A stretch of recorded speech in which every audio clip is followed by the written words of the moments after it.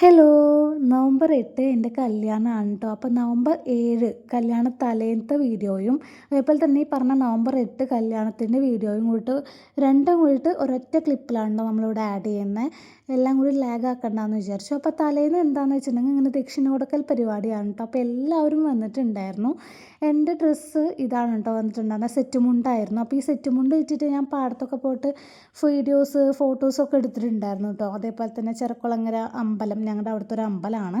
അപ്പോൾ അവിടെ പോയിട്ട് വീഡിയോസ് അങ്ങനെ എല്ലാം ഞങ്ങൾ ചെയ്തിട്ടുണ്ടായിരുന്നു.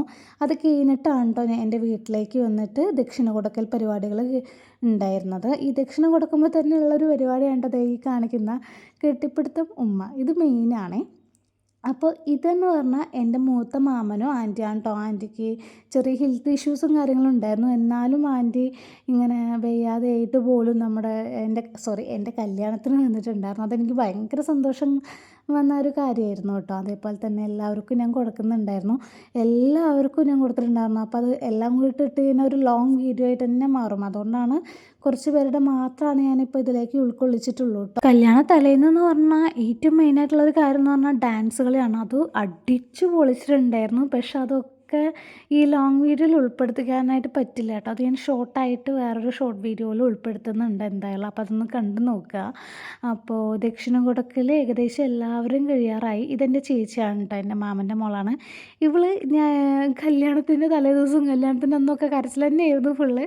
ഇവളുടെ കരച്ചിൽ കണ്ട എനിക്കും കരച്ചിൽ വരും. അപ്പം ഞാനും കരഞ്ഞു കണ്ട അതങ്ങനെയാണ് കേട്ടോ. അവൾ കരഞ്ഞാൽ അപ്പോൾ എനിക്കും വിഷമം വരും, ഞാനും കരയും. അതുകൊണ്ട് അവൾ കരയുമ്പോൾ എൻ്റെ മുന്നിൽ വെച്ച് കരയാറേയില്ല. കാരണം ഞാനും കൂടെ കിടന്ന് കരയുന്ന ആൾക്കറിയാം. അതുകൊണ്ട് അങ്ങനെ അപ്പോൾ ഒട്ടുമിക്ക എല്ലാവരും ഞാൻ കാലിലൊക്കെ വീണിട്ട് എല്ലാവരുടെ അടുത്തും ആശീർവാദം വാങ്ങിച്ചിട്ടുണ്ടായിരുന്നു. പിന്നെ ഇത് സാന്ദ്രേച്ചിയും ചെറുത്തായിരുന്നു കേട്ടോ. എൻ്റെ ചേച്ചി സാന്ദ്രേച്ചിയും പിന്നെ ശ്രദ്ധയൊക്കെ കൂടിയിട്ടാണ് കേട്ടോ വീഡിയോസൊക്കെ എടുത്ത് വന്നിട്ടുണ്ടായിരുന്നത്. പിന്നെ ഫാമിലി എല്ലാവരും കൂടിയിട്ടൊരു വീഡിയോയും ഫോട്ടോസൊക്കെ എടുത്തിട്ടുണ്ടായിരുന്നു കേട്ടോ. അയ്യോ, കല്യാണത്തിന് തലേ ദിവസം ഭയങ്കര ടെൻഷനും സന്തോഷവും സങ്കടവും എല്ലാം കൂടി കലർന്നൊരു ഇതായിരുന്നു കേട്ടോ. അപ്പോൾ അങ്ങനെ ഫോട്ടോസൊക്കെ എല്ലാം എടുത്ത് കഴിഞ്ഞപ്പോൾ ഞാൻ എന്ത് ചെയ്തു, കഴിക്കാമെന്ന് വെച്ചിരുന്നു. നെയ്ച്ചോറും ചിക്കൻ കറിയായിരുന്നു കേട്ടോ. ഭയങ്കര ടേസ്റ്റ് ഉണ്ടായിരുന്നു കേട്ടോ. എനിക്ക് ഭയങ്കര ഇഷ്ടമായി. അപ്പം ഞാൻ കുറേ കഴിച്ചു. അത് കഴിഞ്ഞ് ഫുള്ള് തിമിർക്കലായിരുന്നു കേട്ടോ. അതിനെ ഞാൻ ഷോർട്ട് ഇടാം. കാരണം എന്താണെന്ന് വെച്ചിട്ടുണ്ടെങ്കിൽ ഇതിപ്പോൾ നമ്മൾ ലോങ് ആയി പോവും വീഡിയോ, അതുകൊണ്ടാണ്. ഇത് നെക്സ്റ്റ് ഡേ ആട്ടോ. നവംബർ 8 ആണ് എൻ്റെ വെഡ്ഡിങ് ഡേ ആണ് വരുന്നത്. അപ്പോൾ ഇതാണ് എൻ്റെ ഒരു സാരി വന്നിട്ട് മേക്കപ്പ് ചെയ്തത് വന്ദന ചേച്ചിയായിരുന്നു കേട്ടോ. അപ്പോൾ ഇതാണ് എൻ്റെ അച്ഛനും അമ്മയും. അപ്പോൾ ഞാൻ അച്ഛനും അമ്മയ്ക്ക് രാവിലെ ദക്ഷിണ കൊടുത്തു. അത് കഴിഞ്ഞ് അവിടുന്ന് കുറേ ഫോട്ടോസും വീഡിയോസും ഒക്കെ എടുത്തിട്ടുണ്ടായിരുന്നു കേട്ടോ. അപ്പോൾ എല്ലാം ഉൾക്കൊള്ളിച്ചിട്ടില്ല. അത് കഴിഞ്ഞ് നേരെ കൊഴുമാമ്പറമ്പ് ഭഗവതി ക്ഷേത്രത്തിലേക്കാണ് വന്നിട്ടുള്ളത്. അവിടെയാണ് എന്താണെന്ന് പറഞ്ഞാൽ താലികെട്ടെന്ന് പറഞ്ഞിട്ടുണ്ടെങ്കിൽ ഇതാണ് കേട്ടോ അഖിലേട്ടൻ സുന്ദരനായിട്ട് വന്നിട്ടുണ്ടായിരുന്നു. എനിക്ക് ഭയങ്കര ഇഷ്ടമായിട്ട് നല്ല രസമുണ്ടായിരുന്നു. ഹെയർ ആയിക്കോട്ടെ എല്ലാം ആയിക്കോട്ടെ. അപ്പോൾ അവരെല്ലാവരും വന്നിട്ടുണ്ടായിരുന്നു. അപ്പോൾ ഇനി താലികെട്ടാണ്. അപ്പോൾ എനിക്ക് ഭയങ്കര ടെൻഷനായിരുന്നു. ടെൻഷൻ എന്ന് പറഞ്ഞാൽ അയ്യോ, ഭയങ്കര ടെൻഷനും പിന്നെ സന്തോഷം, വിഷമം, അങ്ങനെ എല്ലാം കൂടി മിക്സഡ് ഇമോഷൻ ആയിരുന്നു സത്യം പറഞ്ഞു കഴിഞ്ഞിട്ടുണ്ടെങ്കിൽ. ഇനി ഞാൻ വോയിസ് ഓവർ കൊടുക്കണില്ല, ബാക്കി കണ്ടു നോക്കൂ കേട്ടോ. അങ്ങനെ കാണുന്നതാണ് രസം. അതുകൊണ്ടാണ് കേട്ടോ ഞാൻ വോയിസ് ഓവർ കൊടുക്കാത്തത്. അപ്പോൾ ഒന്ന് കണ്ടു നോക്കുക.